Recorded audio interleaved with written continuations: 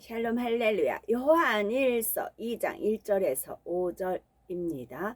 나의 자녀들아, 내가 이것을 너희에게 쓰면 너희로 죄를 범하지 않게 하려 함이라. 만일 누가 죄를 범하여도 아버지 앞에서 우리에게 대언자가 있으니 곧 의로우신 예수 그리스도시라.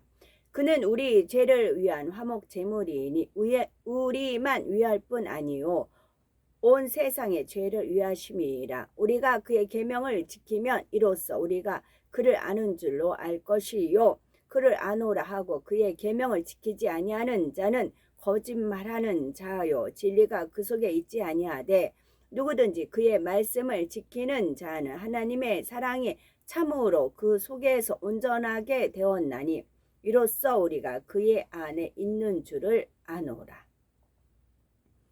요한 1서입니다. 1장에서는 빛이신 하나님과 구세주 예수 그리스도를 소개하면서 하나님의 자녀된 우리도 빛 가운데 거해야 함을 역설했지요. 그리고 요한이 이 글을 쓰는 이유는 우리로 하여금 빛 가운데 거하여 빛이신 하나님과 사귐이 있게 하려는 것이라 했습니다. 요한일서 2장 1절에 나의 자녀들아, 내가 이것을 너희에게 쓰면 너희로 죄를 범치 않게 하려 함이라 했습니다. 우리가 빛이신 하나님과 사귐이 있으려면 우리도 빛 가운데 거해야 하고, 다시 말해 죄를 범치 않아야 한다는 말이죠. 주님을 믿고 구원받는데 그치지 말고 죄에서 완전히 떠나야 함을 다시 한번 설명하고 있는 것입니다. 그런데 많은 사람들이 주를 믿는다 하면서도 죄에서 완전히 떠날 수는 없다라고 생각을 합니다. 마태복음 26장 14, 11절에 보면 시험에 들지 않게 깨어있어 기도하라. 마음에는 원이로되 육신이 약하도다 하신 예수님의 말씀이 나옵니다.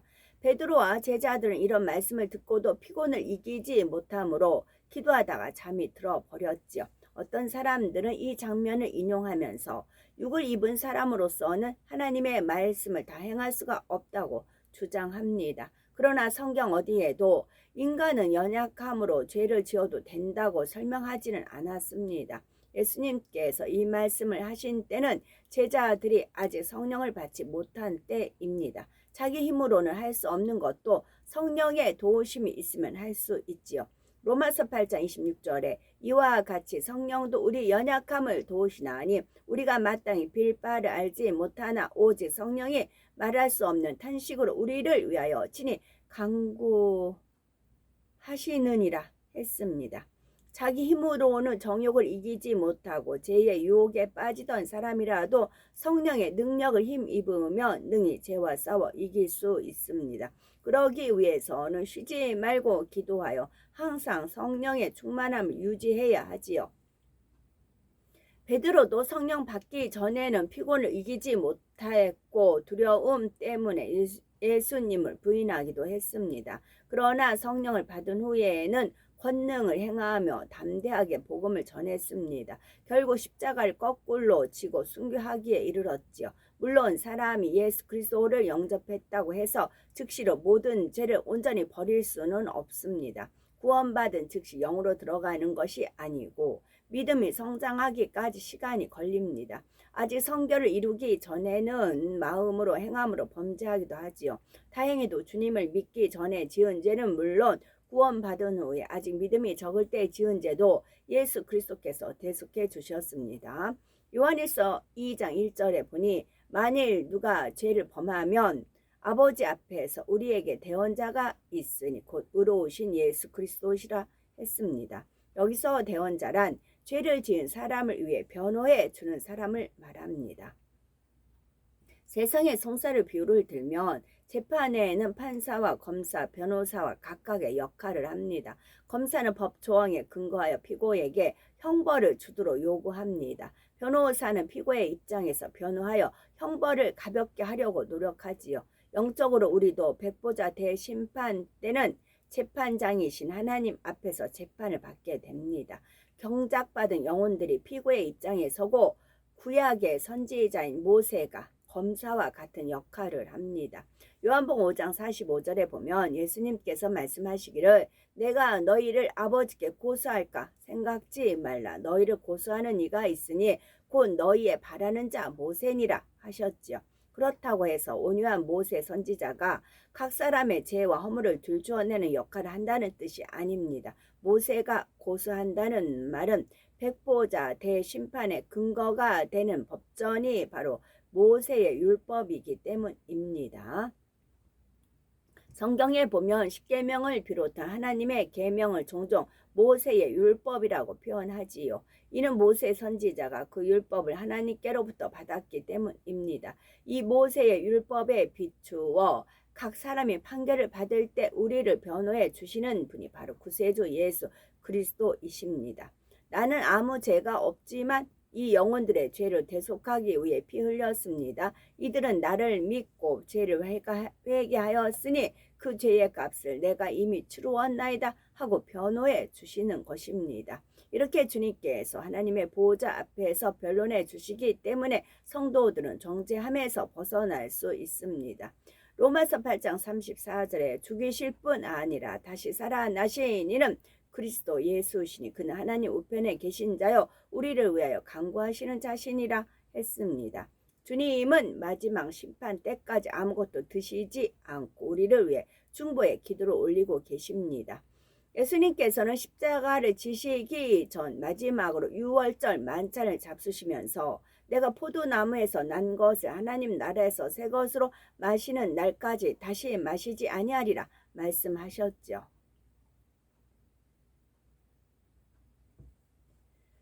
귀하신 하나님의 아들이 우리를 위해 십자가의 고난을 당하셨으니 이것만으로 얼마나 민망한 일입니까? 이를 믿는다 하면서도 속히 성결되지 못하여 늘 주님의 마음을 태우며 거듭거듭 범죄한다면 그래서 매번 중보의 기도를 올리시게 한다면 얼마나 죄송한 일인지요. 우리는 속히 성결을 이루어 죄에서 완전히 떠나야 되겠습니다. 그래서 우리로 인해 주님께서 눈물을 흘리시게 만드는 일은 더 이상 없어야 되겠죠. 요한일서 2장 2절에 저는 우리 죄를 위한 화목제물이니 우리만 위할 뿐 아니요 온 세상의 죄를 위하심이라 했습니다.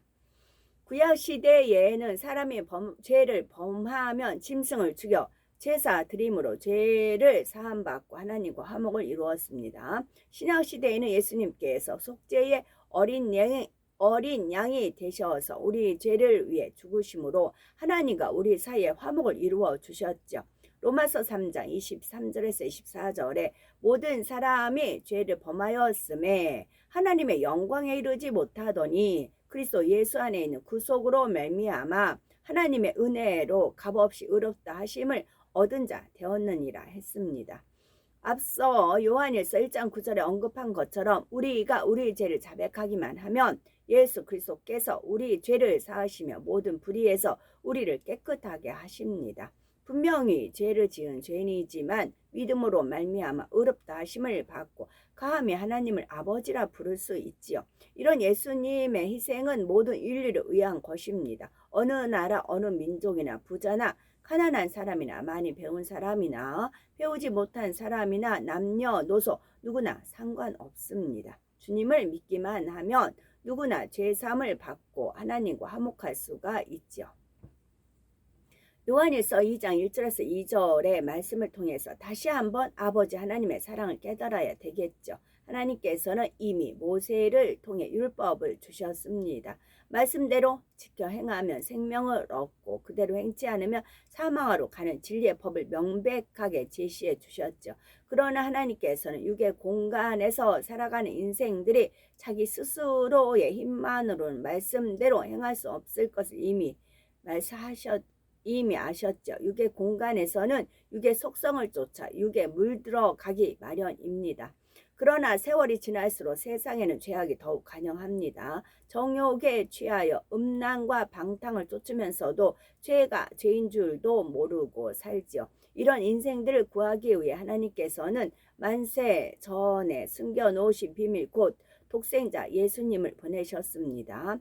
죄 없는 예수님께서 피 흘려 죽으심으로 죄인들을 구원하시고 죄인들을 위해 대원자가 되게 하신 것이죠. 여기서 우리가 다시 한번 명심할 것이 있습니다. 예수님께서 모든 사람을 위해 죽으셨다 해도 그 은혜를 받아 누리는 것은 각 사람의 선택에 달려 있다는 사실입니다. 자유의지 가운데 자기 스스로 예수 그리스도를 믿어야 하지요. 또 그 믿음을 행함으로써 증거를 보이는 참 믿음이라야 합니다. 정녕 예수님께서 자신의 죄를 인하여 십자가의 고난을 받으신 것을 믿는 사람이라면 마땅히 죄에서 떠나야 하는 것입니다. 요한일서 3장 8절에 죄를 짓는 자는 마귀에게 속하나니 마귀는 처음부터 범죄함이라. 하나님의 아들이 나타나신 것은 마귀의 일을 멸하려 하심이니라 했습니다. 아무리 입술로 믿는다 고백해도 믿지 않는 사람들처럼 죄 가운데 산다면 그는 여전히 마귀에게 속한 사람입니다. 주님께서 우리 죄를 사하신 것은 우리가 더 이상 마귀의 일을 행치 않게 하시려는 것입니다. 더 나아가 우리가 마음에서도 죄를 벗어버릴 수 있도록 하나님께서는 성령까지 보내주셨습니다. 성령은 항상 우리와 함께하며 진리를 행할 때는 기쁨과 충만함을 주시고 불의를 행할 때에는 그러면 안 된다고 애타게 깨우쳐 주십니다. 이렇게 하나님께서는 말씀도 주셨고 독생자 예수 그리스도도 내어주셨으며 성령까지 보내주셨습니다. 우리가 진리를 택하여 성결될 수 있는 모든 길을 활짝 열어주신 것이죠. 이제 우리는 순종만 하면 됩니다. 계명을 지키고 성결되는 것이 어려울 이유가 없지요. 그러나 주님께서 아무리 구원의 길을 열어주셨고 성령이 도와주시려 해도 자신이 순종하지 않고 계속 죄 가운데 살면 결국 그는 천국과 상관이 없는 사람이 됩니다.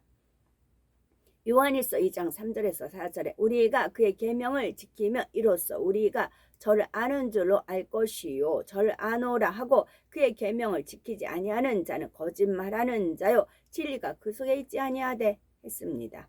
우리가 주님을 정녕 안다면 십자가에 달려주신 그 사랑도 알 것이고 당연히 주님을 사랑할 것입니다. 그러면 주님의 계명을 지킬 수밖에 없지요. 세상 사람들이 육으로 연애할 때도 그 사랑이 뜨거울 때는 상대에게 다 맞춰줍니다. 옷 색깔이나 음식에 대한 취향까지도 상대가 어떤 것을 좋아하는지 알아서 그 마음에 맞추려고 하지요. 영적인 사랑은 더욱 그러합니다. 주님을 사랑한다는 말이 사실이라면 주님께서 원하는 것이 무엇인지 알아 그대로 순종해 나가게 되지요. 곧 그 계명을 지키는 것입니다. 하라는 것은 하고 하지 말라는 것은 안 할 것입니다. 지키라는 것은 지키고 버리라는 것은 버리죠. 예전에 아무리 좋아했던 것이라도 주님께서 싫다 하시면 마음에서 싫어져 버립니다. 하나님을 안다 사랑한다 하면서도 성령의 소욕을 쫓지 않고 자기 욕심과 육신의 생각대로 육을 쫓아 나가는 사람이 얼마나 많은지요. 그러면서 아버지 사랑합니다 하지만 하나님께서는 이를 거짓말이라 하십니다. 하나님을 아버지라 부르는 자녀들이라면 거룩하신 하나님처럼 거룩해져야 하지요. 겉으로 믿는 신용만 하는 것이 아니라 마음 중심에서부터 악을 벗어나갈 때라야 주님을 사랑한다는 증거를 보일 수 있는 것입니다. 이렇게 마음을 변화시키지 않으면 그 신앙은 진실하다 할 수가 없죠.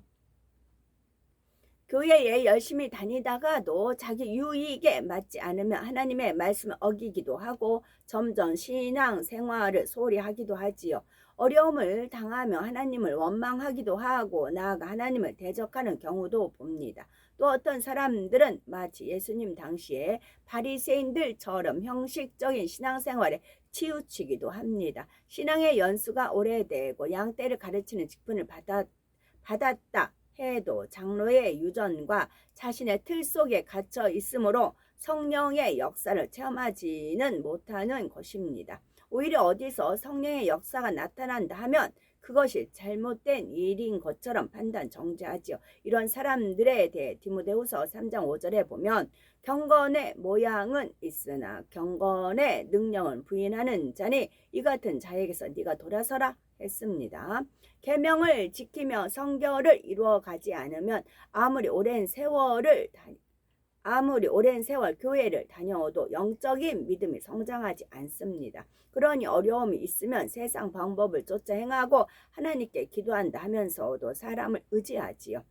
마가복음 11장 24절에 그러므로 내가 너에게 말하노니 무엇이든지 기도하고 구하는 것은 받은 줄로 믿으라. 그리하면 너에게 그대로 되리라 하셨습니다. 아무리 이런 말씀이 성경에 기록되어 있어도 정작 자기 안에 진리가 없으니 하나님 앞에 담대할 수가 없죠. 믿어지는 믿음이 오지를 않는 것입니다.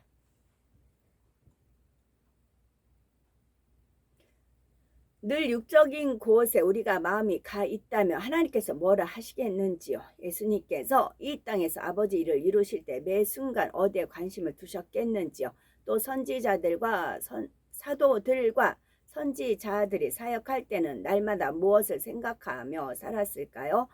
요새 유행하는 건강식품이 뭐가 있는가? 어디가 운동하는 시설이 좋은가? 이런 식품이 다이어트에 좋다는데 어디 가면 싸게 살 수 있다는데 무슨 운동이 몸 관리에 좋다는데 이런 것에 관심을 두며 살았겠는지요. 하나님께서 지켜주시지 않으면 아무리 좋은 음식을 먹고 몸 관리를 잘해도 그것으로 건강을 지킬 수 있는 것은 아닙니다. 우리는 24시간 어디에 마음을 쏟고 있는지요. 아버지 사랑합니다. 주님 사랑합니다. 이런 고백을 드릴 때 하나님께서는 그 고백을 기뻐 받으시겠는지요. 그래 너의 사랑을 내가 안다. 나도 너를 사랑한다. 이렇게 답해 주시겠는지요. 물론 우리는 다 그래야 하겠지만 특별히 주의 종이나 너희 족들은 하나님께 자신의 삶을 드린 분들입니다. 그렇다면 하나님의 나라와 영혼들을 위해 우리의 삶을 전폭적으로 투자해야 되겠죠. 정령 영으로 들어가 하나님께 영광 돌리기 위해 마음과 뜻과 정성을 다해야 합니다. 세상 사람들이 직장에 다니는 것처럼 눈앞에 주어진 일만 적당히 하고 육을 쫓아 살아서는 안 됩니다. 싹쓸 받고 일하는 싹꾼이 아니라 하나님의 참된 종이요 참된 믿음의 일꾼이 되어야 하는 것입니다. 혹여 자기 유익에 따라 적당히 살면서 나는 그래도 이만큼은 하니까 하며 자신을 합리화시키고 핑계를 대지는 않았는지 깨우쳐 봐야 되겠죠. 계명을 지키고 진리를 우리 안에 두는 것, 그것이 우리에게 있어 최대의 관심사가 되어야 되겠습니다. 요한에서 2장 5절에 누구든지 그의 말씀을 지키는 자는 하나님의 사랑이 참으로 그 속에서 온전케 되었나니 이로써 우리가 저 안에 있는 줄을 아노라 했습니다. 하나님을 사랑하는 사람은 하나님의 말씀을 지켜 행하려고 노력합니다. 이렇게 노력해 나가면 결국 성결을 이룰 수 있고 성결되어 불같은 기도를 쌓으며 권능도 행할 수 있지요. 그러면 많은 사람이 그 권능을 체험함으로 그들도 하나님을 사랑하는 자녀들로 변화될 수가 있습니다. 이렇게 우리가 성결을 이루는 것, 그래서 많은 열매를 내는 것이 하나님의 사랑에 보답하는 길입니다. 하나님의 사랑이 우리 안에 온전히 이루어지는 것이죠. 우리 자신이 성결의 열매로 나오며 그런 우리를 통해 많은 사람들이 하나님의 사랑을 깨달을 수 있는 것입니다. 그래서 하나님의 크신 사랑과 은혜에 보답하는 우리가 다 되어야 되겠죠. 아멘.